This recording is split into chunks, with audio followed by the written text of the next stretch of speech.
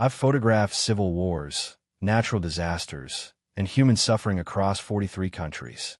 Nothing prepares you for the moment your wife's phone lights up with, "Can't wait for tomorrow. Meet at the usual place. You will be gone for 2 weeks." My finger hovers over the message.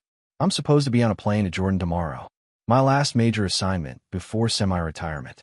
Instead, I'm about to discover how 26 years of marriage can unravel in 26 seconds. My name is Preston Foster. I'm 55 years old, and until 3 months ago, I thought I had it all figured out. A successful career that had taken me around the world, but still let me come home to a beautiful academic wife who'd stuck with me through the dangerous assignments and long absences. A son in college making us proud. A comfortable home in Boston where we planned to grow old together. What a joke that seems like now. I was packing for what was supposed to be my final international assignment, a retrospective on refugee communities I documented a decade ago. When I found it, Emily had left her laptop open on our bed, her email account still signed in. I wasn't snooping, just moving it to the nightstand when a message preview caught my eye. "Can't wait for tomorrow. Meet at the usual place. You will be gone for 2 weeks." The sender, Edwin Holloway, the husband of Emily's colleague at the university.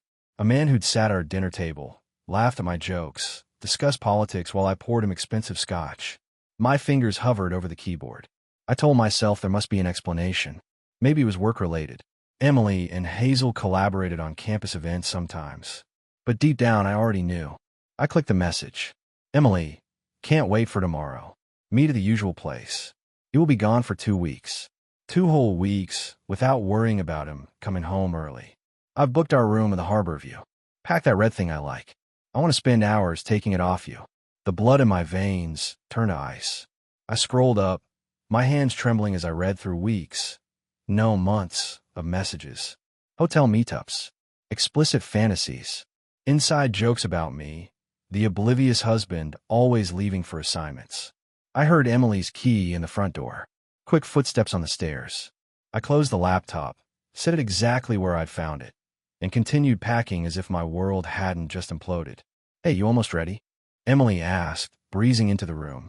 She kissed my cheek and sat on the edge of the bed. She was wearing a new blouse I hadn't seen before. Was it for him? Just about. I managed, zipping my camera bag, double-checking my gear. 2 weeks will fly by, she said, squeezing my arm. I've got that faculty retreat this weekend anyway. Faculty retreat. The lie came so easily to her that I almost admired her performance. 26 years of marriage, and I was looking at a stranger. "I need to swing by the office before my flight," I said, forcing a smile. "Mind if I take off a bit early?" She looked relieved. "Of course not. I've got papers to grade anyway." More lies. I kissed her goodbye, the woman I'd loved for half my life, and walked out knowing nothing would ever be the same. But I wasn't going to confront her. Not yet. First, I needed a plan. And as I drove away from our home, a cold clarity settled over me. If Emily wanted to destroy our marriage, I'd make sure she wasn't the only one who lost everything. I pulled over, took out my phone, and searched for Hazel Holloway's contact information. Finding Hazel Holloway wasn't difficult. As a political consultant whose name appeared in local news, her contact information was practically public domain. I sat in my car outside the university, staring at her office number on my phone. My flight to Jordan was in 6 hours, but this couldn't wait. "Hazel Holloway," she answered on the second ring, her voice crisp and professional. "Ms. Holloway, my name is Preston Foster. I'm Emily Foster's husband." I paused. I was hoping we could meet. "It's urgent. May I ask what this is regarding?" "I'd rather discuss it in person. It concerns your husband as well." Her breath hitched slightly. "I see. There's a coffee shop called Blackbird on Commonwealth Avenue. I can meet you there in 30 minutes. The Blackbird was half empty when I arrived. 10 minutes later, a woman in a tailored navy suit walked in. She was striking, tall, with dark hair cut in a sleek bob. "Mr. Foster," she said, extending her hand as if this were any normal business meeting. I reached into my bag and pulled out my tablet, opened it to the screenshots I'd taken, and turned it toward her. "Your husband is having an affair with my wife." Her expression remained controlled as she took the tablet, but her knuckles whitened around the edges. She scrolled slowly through the messages, then set the tablet down gently. "How long have you known?" she asked. her voice steady. I found out this morning, and you're telling me because you deserve to know, and because I'm trying to decide what to do next. Hazel removed her designer glasses. Most men would have already thrown a punch or burned their wardrobe. She leaned forward. I've worked in politics for 20 years. Do you know what that teaches you? Everyone has secrets. Everyone lies. And the person who controls the narrative wins. So what are you suggesting? They think they're smarter than us. Let's prove them wrong. She checked her watch. I need to go, but we should continue this conversation. Tonight. I can't. I have a flight to Jordan at 7 p.m. A 2-week assignment. A smile crossed her face. Perfect. That's when they're planning their rendezvous, isn't it? While you're away. She pulled out a business card and wrote something on the back. Cancel your flight. Meet me at this address at 8 p.m. We have planning to do. As she stood to leave, I said, I've spent my career documenting other people's tragedies. I never thought I'd be living one. This isn't a tragedy, Mr. Foster. It's an opportunity for justice. She slipped her glasses back on, and possibly a bit of well-deserved revenge. I arrived at the address Hazel had given me at exactly 8 p.m., an upscale hotel bar in Back Bay. Smart choice. Neutral territory where we wouldn't be recognized. Hazel sat at a corner table, nursing a martini. She wore the same professional outfit from earlier, minus the blazer. Mr. Foster, she nodded as I sat. I took the liberty of ordering you a scotch. You've done your homework, I said, noting my preferred drink. Know your allies as well as your enemies. First rule of politics. She slid a folder across the table. And speaking of enemies, here's what I've gathered about their affair.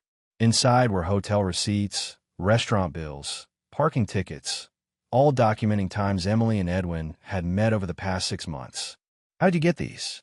Edwin's a creature of habit. Uses the same credit card for everything. She sipped her drink. The question is, what do we do with this information? Confront them. Amateur move.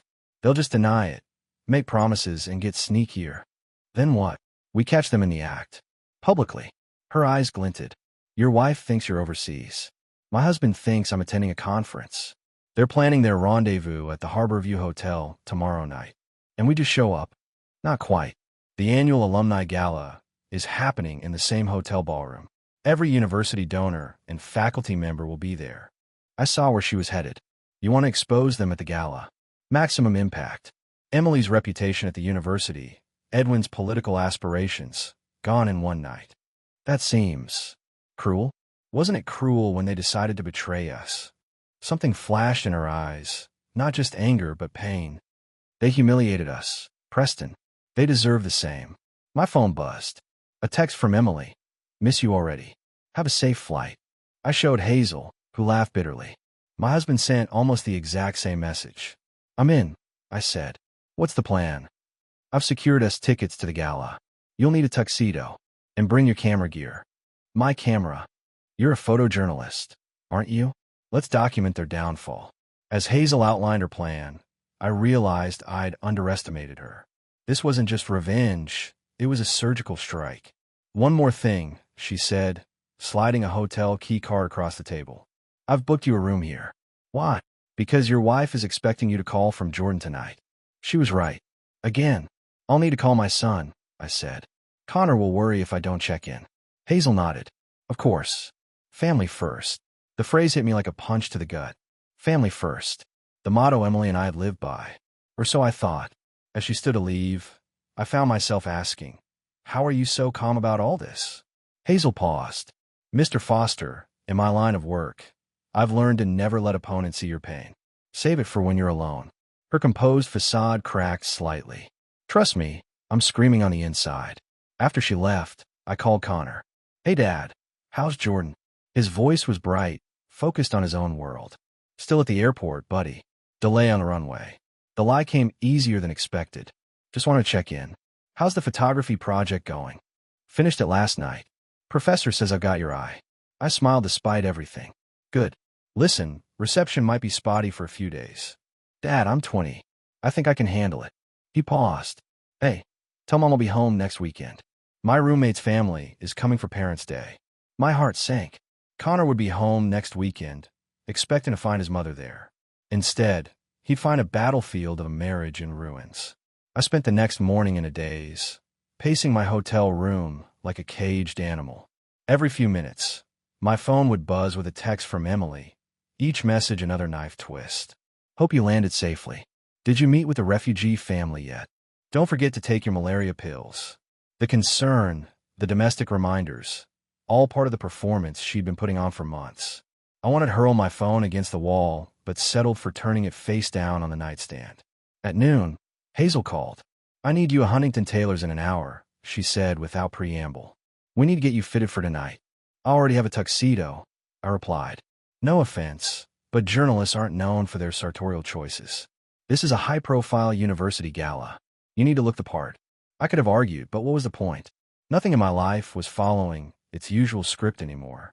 The tailor shop was one of those old-school Boston establishments where the staff knew Hazel by name. They had me outfitted in a custom tux faster than I could say credit card debt. The whole time, Hazel circled like a general inspecting troops. You clean up nicely, Mr. Foster, she remarked as the tailor made final adjustments. Emily will be in for one hell of a surprise. That's putting it mildly, I muttered. What about you? What are you wearing to this ambush? Something red, she said, a cold smile playing at her lips. It's both eye-catching and symbolic, don't you think? As we left the shop, I caught Hazel checking her phone, her expression darkening momentarily. Everything okay? I asked. Peachy, she said, but her tone told a different story.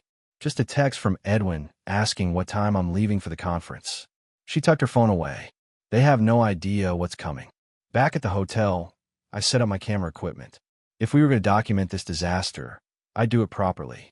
As I adjusted my favorite lens, my phone rang. It was Connor. Dad, why didn't you tell me? His voice was a mix of excitement and hurt.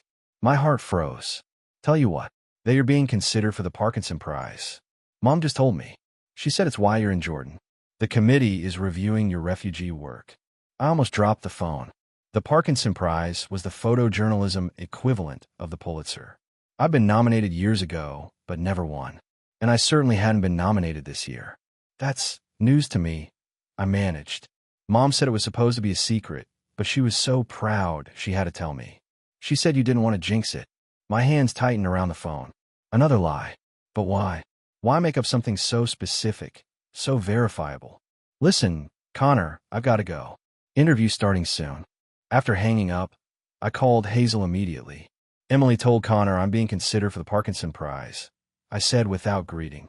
That's why I'm supposedly in Jordan. Hazel was silent for a moment. That's interesting. Interesting? It's bizarre. Why lie about something so easily disproven? Because she needs to build you up before she tears you down, Hazel said, her voice suddenly tired. Think about it. If she's planning to leave you for Edwin, she needs a narrative. The distracted, ambitious husband who's never home. The prestigious award that keeps you away while she's suffering alone. The realization hit me like a freight train. She's setting me up to be the bad guy in the divorce. Bingo. Standard operating procedure. Edwin did the same to me last year. Told everyone I was having an emotional affair with a campaign manager. Completely fabricated, but it laid groundwork. I sat heavily on the bed. This wasn't just an affair. It was a calculated dismantling of our life together. What time is the gala? I asked, my resolve hardening. 7 sharp. I'll meet you in the lobby at 6:30. I'll be there. And Hazel? Thanks for having my back. Don't thank me yet, Preston. The real storm's just beginning. The gala was in full swing when Hazel and I arrived. The Harborview Hotel ballroom glittered with Boston academic royalty, department heads, trustees, donors with deep pockets and deeper connections. Hazel looked stunning in a form-fitting red dress that screamed confidence. I felt like an imposter in my borrowed armor of Italian wool and silk. Smile, she whispered, her arm linked through mine. Tonight we're the happy couple. Any sign of them? I scanned the room, camera bag slung over my shoulder. Not yet, but according to the hotel front desk, they checked in an hour ago. Room 842. She sipped champagne, eyes cool over the rim of her glass. They'll make their appearance once they think the coast is clear. We mingled, Hazel introducing me to people as an acclaimed photojournalist documenting university contributions to global causes. No one questioned my presence, least of all with Hazel's political clout backing me. Then I saw them. Emily entered first, wearing a midnight blue dress I'd never seen before. She looked radiant, glowing with a happiness I realized hadn't been present around me for months. Edwin followed seconds later, entering from a different door, but making a beeline toward her like a heat-seeking missile. I lifted my camera instinctively, capturing their body language, the familiar way his hand brushed her lower back, the intimate smiles they exchanged. "Showtime," Hazel murmured, her posture straightening. "Let them get comfortable first." We watched as they worked the room separately, maintaining a professional distance in public, while exchanging heated glances when they thought no one was looking. I kept shooting, documenting it all. "Ready?" Hazel asked 20 minutes later, as Emily and Edwin drifted toward a quiet corner. My heart hammered against my ribs. "As I'll ever be." We approached them, just as Edwin leaned in to whisper something in Emily's ear that made her laugh. A throaty, private sound I once thought belonged only to me. "Emily," I said, my voice somehow steady. "Surprise." She froze, color draining from her face. "Preston? What? Why aren't you in Jordan?" In her shock, she didn't notice Hazel stepping up beside me. "Hello, darling," Hazel said to Edwin, whose expression morphed from confusion to panic. "I thought you'd be interested to know. I ran into Preston here at the airport yesterday. Turns out we both had trips canceled. Isn't that a coincidence?" Emily's eyes darted between us, realization dawning. "This isn't what it looks like." "Really?" I held up my camera. "Because I've got about 100 photos that tell a different story." Edwin finally found his voice. "Hazel, we should discuss this privately." "Oh, I don't think so," Hazel replied, her voice carrying just enough to draw attention from nearby guests. "I think we've all had quite enough privacy." A crowd had begun to gather around us, drawn by the tension crackling in the air. Emily's colleagues watched with undisguised curiosity as her professional facade crumbled. "Preston, please," Emily hissed, grabbing my arm. "We can discuss this privately." I pulled away.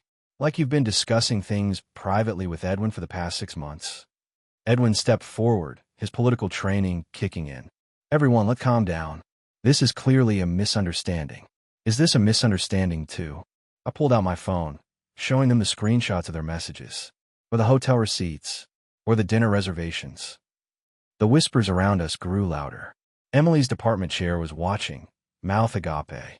A trustee I recognized from university functions slowly backed away, as if infidelity might be contagious. "You had no right to go through my phone," Emily said, trying for indignation but achieving only panic. "And you had no right to throw away 26 years of marriage," I replied, my voice carrying. "But here we are." Edwin turned to Hazel, attempting damage control. "Honey, I can explain." "Save it for your resignation letter," Hazel cut in. "Senator Collins will be fascinated to learn his trusted aide has been sleeping with a professor whose department receives state funding." Conflict of interest is such an ugly phrase in politics. Edwin paled. His career was flashing before his eyes. "You wouldn't," he whispered. Hazel smiled coldly. "Try me." A flash went off. Not mine, but a society photographer capturing the scene. Perfect. By morning, their humiliation would be complete. "Preston," Emily tried again, tears welling. "Think about Connor. Think about our son." The mention of Connor ignited something inside me. "I'm thinking about him. He's coming home next weekend expecting his mother to be there. What were you planning to tell him? Another conference? Another lie?" Emily's stunned expression confirmed my suspicion. She hadn't thought that far ahead. Too busy playing house with Edwin. "You're making a scene," she whispered desperately. "No, Emily. You made the scene. I'm just making sure everyone sees it." The university president approached, his expression grave. "Is everything all right here?" Hazel stepped forward smoothly. "President Williams, perfect timing. I was just explaining to my husband and Professor Foster that their affair presents significant ethical issues for the university. Perhaps we should discuss appropriate next steps." Emily's face drained of color. Her career, reputation, and marriage were imploding simultaneously in front of everyone who mattered in her professional world. As the crowd's murmurs grew, I felt strangely calm. The storm had finally broken. I'd survived wars, revolutions, and natural disasters through my lens. I would survive this too. I turned to leave, pausing only to say, "I'll have my lawyer contact you, Emily. Don't come home tonight. Or ever."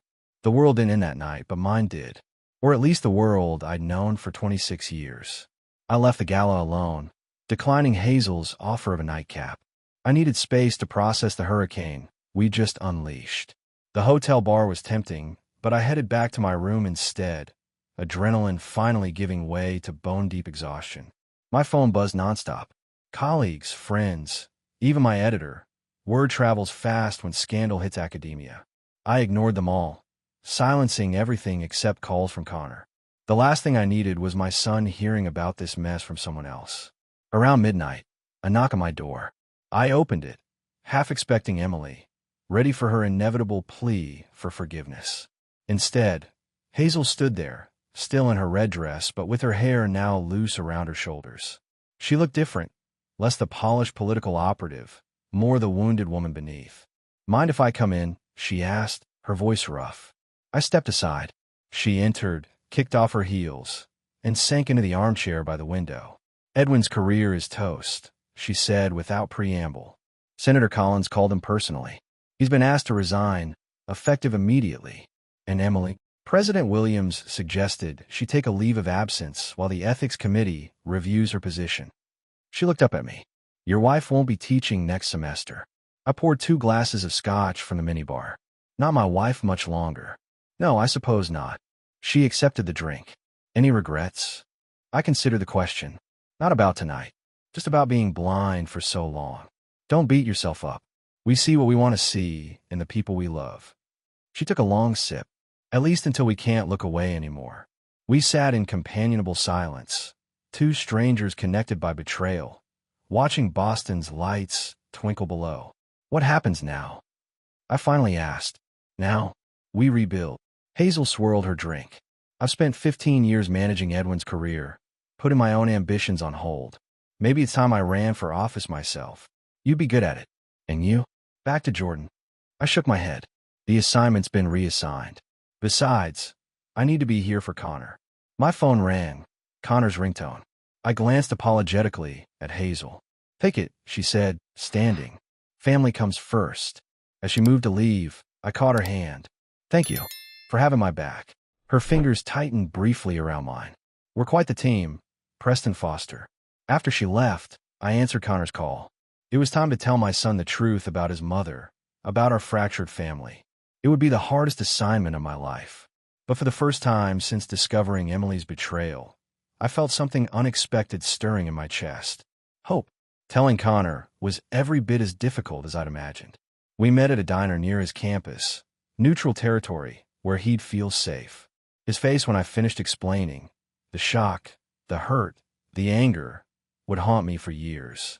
"All this time, she's been lying?" he asked, pushing his untouched pancakes away. "While you were in war zones, she was with him." "It wasn't the whole time," I clarified, though it hardly mattered. "From what I can tell, it started about 8 months ago. That's when she started pushing me to stay on campus for breaks instead of coming home." His eyes widened with realization. "She didn't want me around because I might have caught them." Smart kid. Too smart for his own good sometimes. "I'm sorry you're caught in the middle of this," I said. "You have every right to be angry with both of us." "With both of you?" "Dad, you didn't do anything wrong. I wasn't there enough. My career always came first." Connor shook his head. "That's bull. You were doing your job, making a difference in the world. She knew who you were when she married you." His loyalty squeezed my heart. "She's still your mother, Connor. Whatever happened between us doesn't change that." "Yeah, well, right now I don't want to see her." He stabbed at his pancakes. "Can I stay with you? I don't want to go home and face her yet." "Of course." Though home is currently a hotel room. I hadn't been back to our house since discovering Emily's betrayal. "I need to find an apartment. We can look together." He attempted a smile. Fresh start for both of us. After breakfast, I took Connor to the hotel. As we crossed the lobby, Hazel emerged from the elevator. She was dressed casually in jeans and a sweater, looking younger somehow. "Mr. Foster," she said, then noticed Connor. "Oh, I'm sorry to interrupt." "No interruption," I replied. "Hazel, this is my son, Connor." "Connor, this is Hazel Holloway." Understanding dawned on Connor's face. "You're Edwin's wife." "Soon-to-be ex-wife," she corrected with a gentle smile. "Your father and I have had similar weeks." An awkward silence fell. I was just heading out for coffee, Hazel said. But perhaps another time. Actually, Connor interjected. I've got a study group meeting in an hour. Why don't you two grab coffee? Dad could use the company. Before I could protest, Connor was making excuses about textbooks and deadlines, leaving Hazel and me standing in the lobby. Smart kid, she observed after he'd gone. Perceptive. Gets that from his mother. I said automatically, then winced. Some traits are worth inheriting. She hesitated. That coffee offer stands if you're interested. I should have declined. It was too soon, too complicated. But something about Hazel's straightforward manner was like a breath of fresh air after months of suffocation. I'd like that, I said. I know a place down the street. As we walked into the crisp autumn air, I realized it was the first time in days I wasn't thinking about Emily's betrayal. Maybe that was progress. Over coffee, Hazel and I talked about everything except our failed marriages. She told me about her childhood in Vermont, her abandoned dreams of becoming a constitutional lawyer, her passion for local politics. I shared stories from my travels, the beauty and horror I'd witnessed through my lens, the people who'd changed my perspective. You should compile those into a book, she suggested.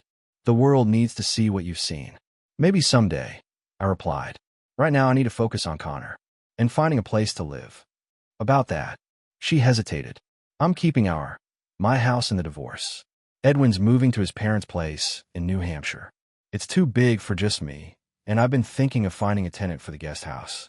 It's private, has its own entrance. Are you offering me a place to stay? Just a suggestion. No pressure. She stirred her coffee. It would be good to have someone trustworthy around. The idea was tempting, but complicated. People might talk. People already are talking. She smiled wryly. At least this way the rent money stays with the wrong party instead of going to some faceless landlord. Her pragmatism was refreshing. No emotional manipulation, just a straightforward proposition. Before I could respond, my phone rang. Emily's ringtone. Hazel noticed my expression. Take it, she said. I need to make some calls anyway. She squeezed my shoulder as she stepped away. I answered the phone, bracing myself. Preston. Emily's voice was raw. I need to see you. To explain. There's nothing to explain. 26 years deserves more than a public execution. Please, just hear me out. Part of me wanted to hang up, but she was right about one thing. Our history deserved better than this. Fine. Tomorrow. Neutral ground. That cafe near the public garden. After ending the call, I found Hazel waiting at a discreet distance. Everything okay? She asked. Just unfinished business. I took a deep breath. About your guest house. I'd like to see it. Sometimes moving forward means taking a leap of faith. 6 months can change everything. Our divorce was finalized in record time. Emily, having lost all leverage after the university, placed her on permanent probation. She moved to California to start over, sending Connor occasional emails that he sometimes even answers. I moved into Hazel's guest house, a temporary arrangement that somehow never seemed temporary. We kept things strictly professional at first. 2 wounded people navigating the aftermath of betrayal. But life has a funny way of rewriting your plans. Today I'm packing for an assignment in Geneva, my first international job since the one I canceled in Jordan. It's a United Nations Commission on Refugee Resettlement, exactly the kind of work that pulled me away from home in the past. The difference now is who's coming with me. Connor called. Hazel announces, entering with 2 coffee mugs. She's dressed casually, her political armor shed for the weekend. He's excited about the internship with that Boston magazine. Like father, like son. I accept the coffee gratefully, though his eye is better than mine ever was.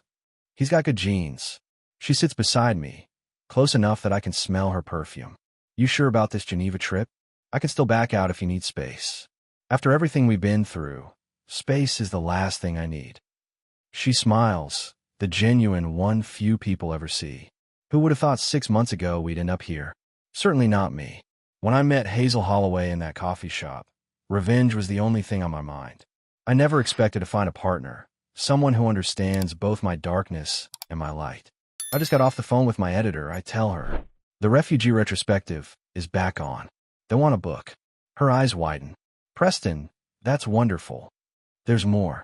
I want to include a new chapter about finding home after losing everything.